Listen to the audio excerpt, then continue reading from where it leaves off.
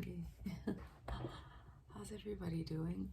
I know my hair's a little wild this morning, but I'm being pushed to make this video before I'm getting anything done. So I made myself a cup of honey and lemon tea. And I decided that I will sit now with you and have this little talk. So welcome to Phie.Love Intuitive Conversations. If you like my content, please do like, share, and subscribe. And any hate will not be acknowledged.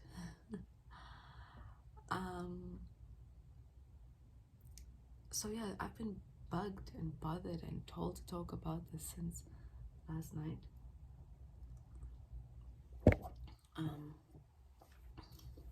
Sheesh, my hair. Forgive me. Since last night. And I was thinking about a movie I recently watched. You see, I don't watch a lot of TV, and I've asked Spirit that when Spirit does have me watching TV, please can it be something that inspires me, something that gets me thinking. And I was drawn to watch the animation, the Prince of Egypt, that came out recently on Netflix, right? And family, I need to tell you, the movie touched me deeply. You know, I guess it would affect every person differently, depending on how deeply you allow those kinds of things to affect you. But for me, it touched me, and there were specific areas that touched me within the film that I guess for each individual would be interpreted differently. But if you watch the movie, and you know your stories in the Bible, you'll pick up that you'll pick up that the story is based on the Moses story, where he frees the Hebrews from the Egyptians, and the sea parts, and the fire comes down from the sky. And you know, if you're not familiar, you can go watch the movie on Netflix, or hit up your Bible and look through your Bible regarding that story. And in the imagery during the film, there are portions where they speak to, well, Moses goes through his awakening, right? When he, well, in the movie, when he realizes that he isn't actually really a prince of Egypt, but he was, you know, taken in as a child from one of the Hebrew families. And in his older age, his real sister, I'm talking in the movie now, his real sister enlightens him to the fact that he is one of them. He is Hebrew. This sends Moses through, again in the movie, sends him through a whole process of awakening and having to, you know, really see himself for who he is. And during that process, there is a scene where he falls to the ground and he removes all the jewelry, everything that makes him look like a prince of Egypt. All the materials, the gold, the necklace, the bracelets, he removes it all. And that scene was one of them that touched me really deeply, because it just brought my awareness to the fact that in today's time, we put so much value on how something looks, okay? But we don't put any value Y'all be listening to me with my crazy hair. I know, guys. I've just woken up, okay? We put so much value onto how something looks, right? That we completely, in today's time, disregard what actually makes a man or a woman a man or a woman. It isn't what they look like. It isn't how bright they glitter. But that's the value that we put on things.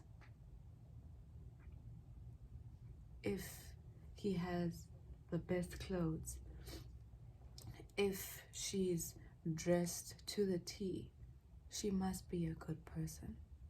She must be somebody worth getting to know. He must be someone that can treat me well, look after me, or someone that I can reason with.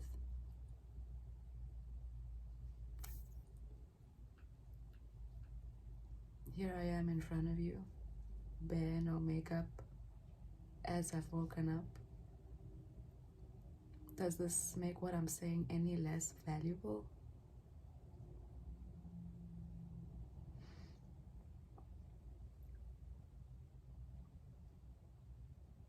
It makes me ask ourselves, makes me ask myself, where do we put the value to honor? Do we even consider anymore what makes a man or a woman honorable? What about a man or a woman in your eyes make them honorable?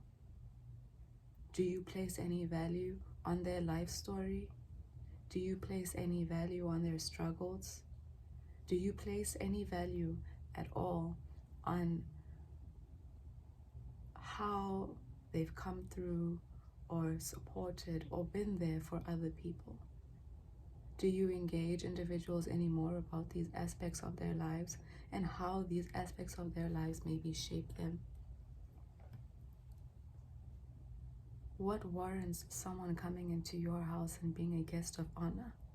Is it who he knows, who she knows? Or is it because you've been deeply touched by the story and the way that they've made you feel through what they've had to go through and what they've persevered through and how they've contributed to the next person or next group's life?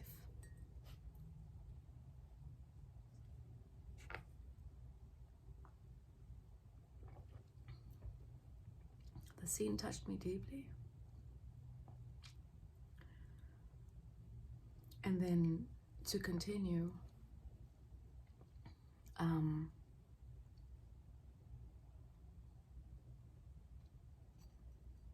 they had a song shortly after Moses ended up with some other Hebrews who helped him. The camel took him to where the sheep were drinking water, and there were people around who were Hebrews as well. One of them he knew. Again, I'm talking about the movie. And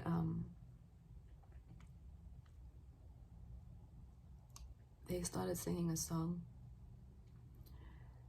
and the song said something along the lines, give me a moment, I actually wrote it down. The song said something along the lines of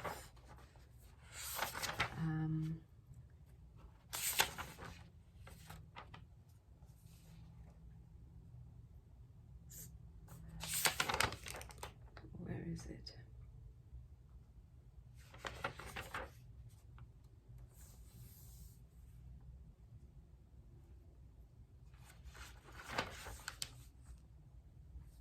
Yes. What if a man saw himself in the eyes of heaven? That touched me deeply as well.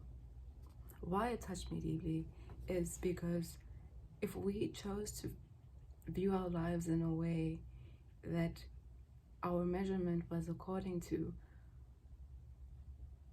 how would we see ourselves if we had to be in heaven and look on ourselves? what would we say what where are my words? How would we feel about ourselves? How would you touch yourself if you were to see yourself through the eyes of heaven? Does it make you feel proud? Do you feel good?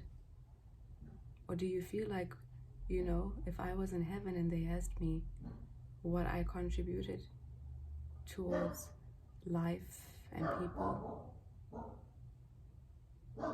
how would I feel about myself? Would I feel honored?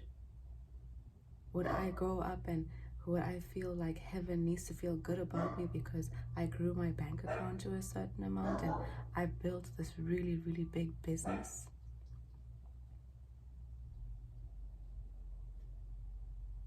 How would I measure myself if I was to look at myself through the eyes of heaven? Would what I'm wearing matter? Would how I look count?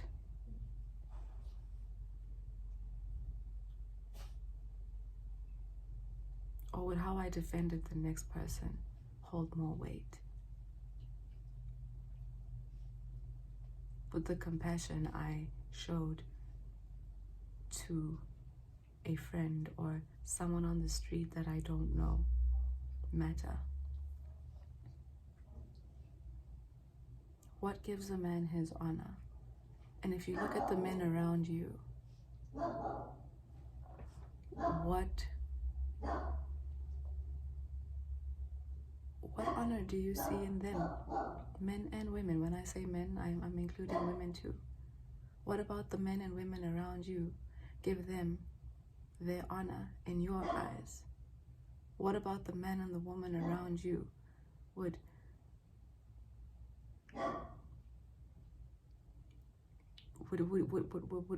give them the gift of being called a guest of honor at your table? Are you getting to know people on that level?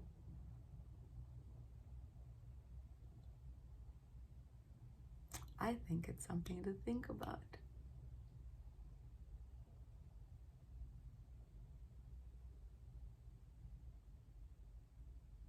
What does it mean to be honorable to you?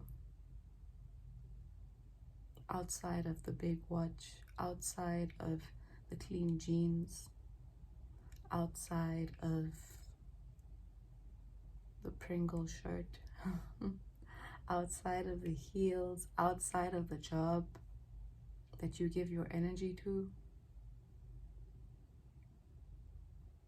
What makes you and the people you exist around honorable? And if you really take the time to think about it and look at yourself in the mirror, what about you makes you honorable? What about you would you want people to recognize within you to show that you are someone who operates out of a place of honor? Is it your level of integrity?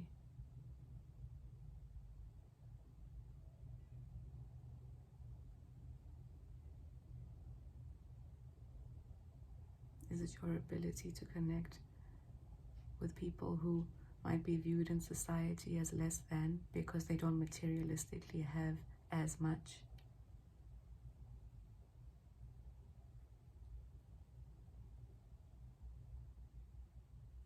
Would it be the kind of mother you are to your children, but in the same breath to the next person's child?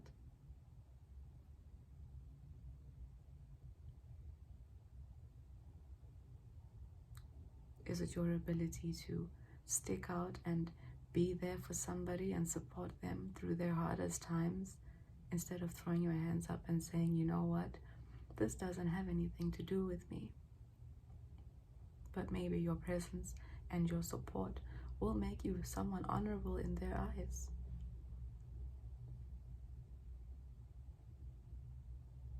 I'm not saying now jump out of your skin and go and do a bunch of things that the world is going to think will make you honorable. No. I'm saying, out of your own heart, what drives you to act in an honorable way.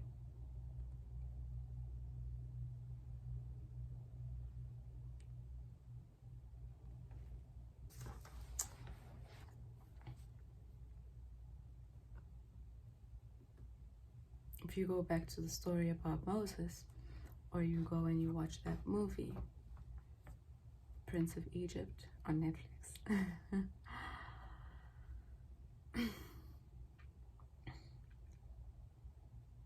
When you watch the movie, what about Moses in the movie triggers you inside and makes you feel like, wow, this truly is, the definition or a wonderful example of displaying to people, the masses, of how honor can be acted out and displayed and felt, and carried out as well through simple acts of kindness.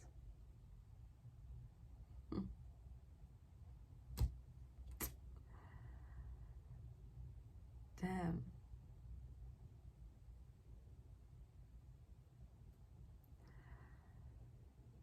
I think I feel like pulling a couple. I feel like pulling something. What am I gonna pull? I will pull a card today from the Ask Your Guides deck. That's what I'll do today. And again, the hair, the face. This is me, what I look like shortly after waking up, but it is what it is. I needed to speak. That's what's important here. When I gotta get it out, I gotta get it out. And fuck what I look like for now. So let's pull one out and see what the spirit guides have to say to support our conversation, or anybody who might need some encouragement or support that's watching this video.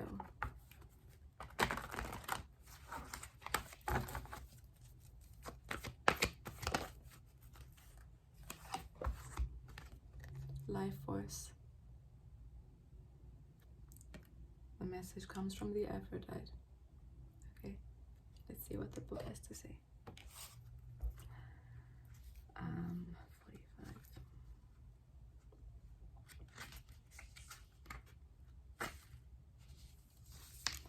So, the book says, seduction, libido, sexuality, attraction. Your sexuality is awake and on fire, and your lustier appetites are in search of satisfaction. You're attractive, seductive, and powerful, and a green light of availability to a sexual partner is flashing. This is what makes the world go round, and nothing is more intriguing and exciting than your life force asserting itself. The key to enjoying this fiery essence is containment. You must control and direct your life force energy rather than allow it to control and overwhelm you. Otherwise, you can become mindlessly addicted to your senses, which can be debilitating and enslaving. Delight in your sensual self, but be discriminating about where it leads you. Your judgment, where it leads you. Use your judgment. Raw life force is best partnered with reason and the greater force of love to bring you to the heightened state of ecstasy you seek. Trust the sensual goddess Aphrodite as she unleashes your passions, but respect her as well. Her message for you: use your fiery passions creatively, not destructively. That's nice, I think. And I'm being drawn to open up one page from the Little Book of Wisdom by the Dalai Lama. And we are on the topic here of moral values. Take responsibility for those in need. You see, this also speaks very beautifully to the talk on what gives a man his honor. In the nature of human beings to yearn for freedom, equality, and dignity, if we accept that others have a right to peace and happiness equal to our own, do we not have a responsibility to help those in need? I think that was lovely, and I think that also spoke beautifully to our conversation. So, family, I really hope this talk helped whoever's watching this video to consider their processes a little bit deeper with regards to how they put their energy into getting to know people and how they decide to allow people to exist a certain way in their lives. And what about people is it that gives them the access to play a part in your life and your life story and your direction? What about them? What about their honor? What about the way they've lived their own lives? Gives them the gift of being able to influence you and your direction in some sort of way.